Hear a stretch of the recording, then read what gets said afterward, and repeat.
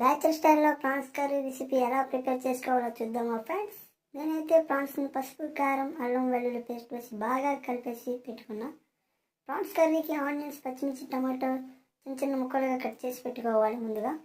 ఇప్పుడే current stove మీద కళాయి పెట్టి ఆయిల్ పోసి అందులో ఆనియన్స్, పచ్చిమిర్చి వేసి బాగా వేగినంత వరకు కలుపుకోవాలి.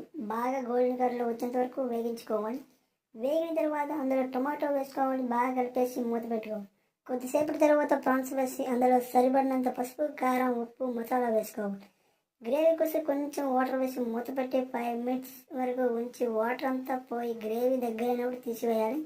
చూసారా ఫ్రెండ్స్, అద్భుతమైన నోరూరించే ప్రాన్స్ కర్రీ రెడీ. ఇలా వేడి వేడి అన్నంలో కలుపుకొని తిని చూడండి ఫ్రెండ్స్, మామూలుగా లేదనుకోండి, అమోఘం. ఇలా ఒకసారి మీరు ట్రై చేయండి, ట్రై చేసి తినండి ఫ్రెండ్స్. బాయ్.